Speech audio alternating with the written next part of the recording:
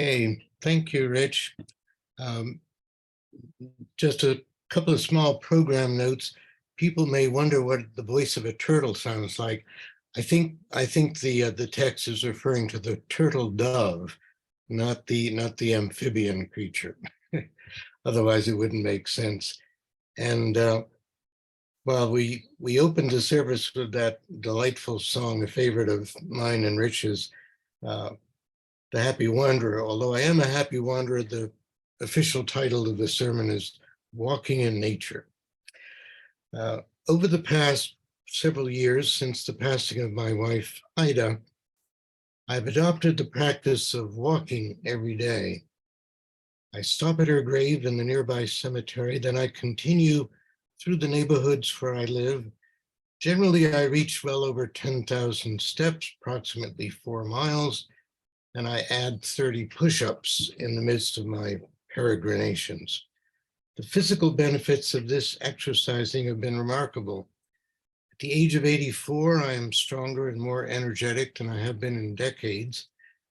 There is a large and rapidly growing literature in medical journals and elsewhere confirming the therapeutic benefits of such an exercise routine, with 10,000 steps per day established as an arbitrary but iconic number touted as the recommended daily goal. The benefits in terms of respiratory and cardiovascular health are perhaps unsurprising, but walking and strength workouts are also efficacious in countering type 2 diabetes, cancer, dementia, and other ailments to which flesh is prey. In the past 4 years, I have experienced little illness, whereas previously I would succumb to respiratory viruses several times a year. This leads me to hope that I can get some more mileage out of my ancient corpus before I shuffle off my superannuated mortal coil. Now, the benefits of regular and substantial exercise are not limited to physical health. Numerous articles also cite its salubrious psychological effects. I'm seldom happier than when I am walking, the happy wanderer. Stress and anxiety are significantly dissipated. My best ideas occur to me when I am peripatetic. Walking outdoors also increases one's engagement with other people, something shown to be necessary to our psychological well-being. On most walks, I generally encounter several people with whom I exchange friendly greetings, and often I find myself chatting at length about local affairs or the general state of the cosmos.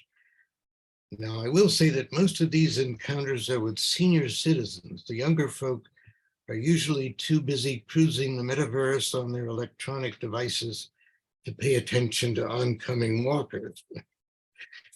My discovery of these benefits reflects the findings of a recent survey of Americans to determine who are the happiest in their jobs. Perhaps unsurprisingly, lawyers are the least happy.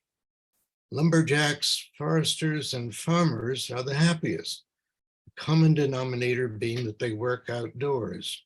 A recent Washington Post article told the story of a man who was misdiagnosed in his youth as mentally ill and was subjected to psychiatric treatments with his being reduced, in his words, to the scattered wreckage of a teenager. He was saved from despair, prompted by the loss of his sense of self-worth, when he took a job as a guide in Yosemite National Park.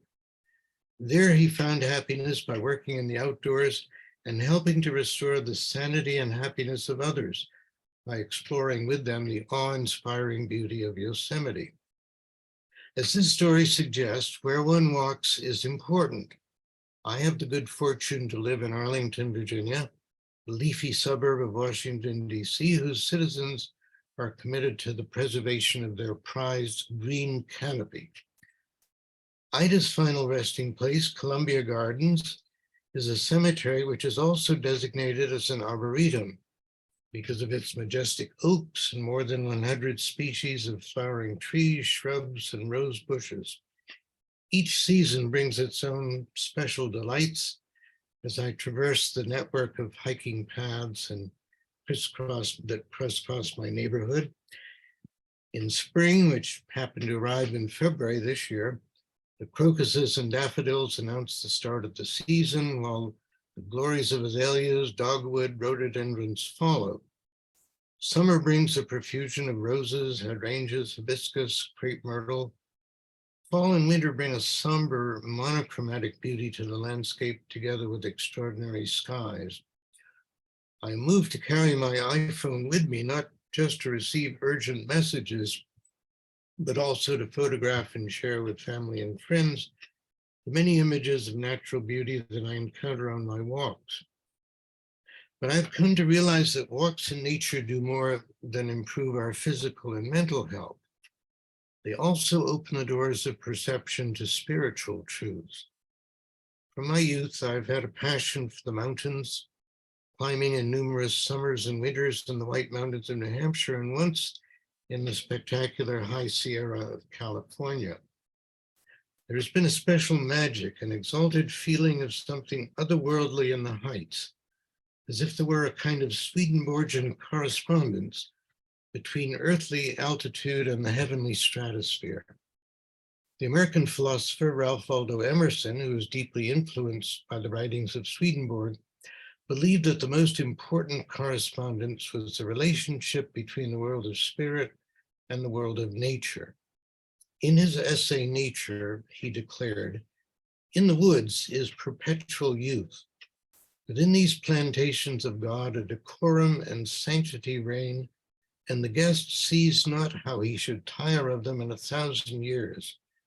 There I feel that nothing can befall me in life, no disgrace, no calamity, which nature cannot repair. I am part or parcel of God." The Bible, both the Old and New Testaments, is replete with references to nature, starting with the Garden of Eden in Genesis.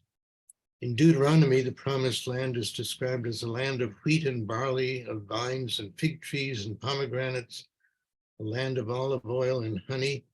The fig tree is mentioned in Genesis and is the centerpiece of one of the parables of Jesus in the Gospels.